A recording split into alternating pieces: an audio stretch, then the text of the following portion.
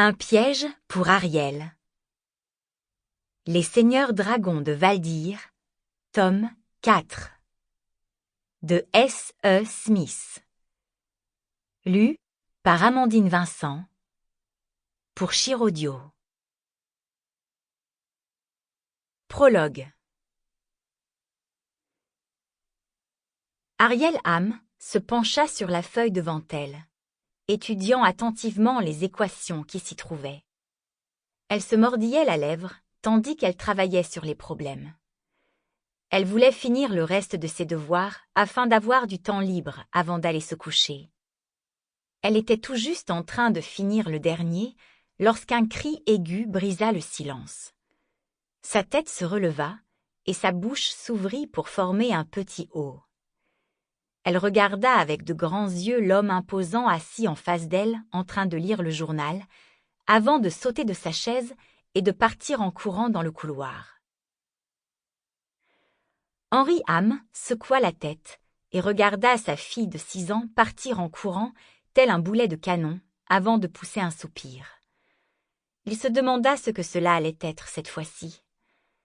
Il arriva à la porte menant à la salle de bain au moment où Hannah Ham en sortait en tremblant. Il ouvrit les bras et les enroula autour de sa femme qui marmonnait des jurons entre ses dents. Il regarda par-dessus sa tête et vit Ariel se pencher au-dessus de la baignoire. Elle en sortit quelque chose, le berçant doucement dans ses bras. Lorsqu'elle se retourna, ses grands yeux bruns étaient baignés de larmes et son petit menton tremblait. Pourtant, ce ne fut pas son expression qui retint l'attention d'Henry. Ce fut ce qui se trouvait dans ses bras. La petite créature brune essayait de s'enfouir contre son petit corps. Ariel fixa son père avec des yeux écarquillés en attendant sa réponse. « Tout va bien, Hannah. C'est juste un bébé chien de prairie, » dit Henry en caressant le dos de sa femme.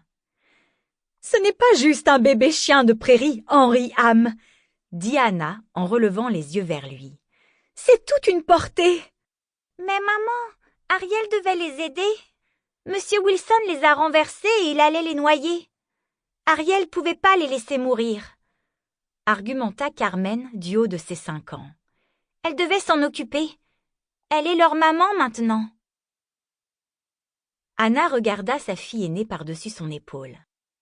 Ariel se tenait de façon protectrice devant leur baignoire à l'ancienne, emplie de bébés chiens de prairie qui jappaient. Elle regarda ensuite sa cadette, qui se tenait debout sur la défensive devant. Sample complete. Ready to continue?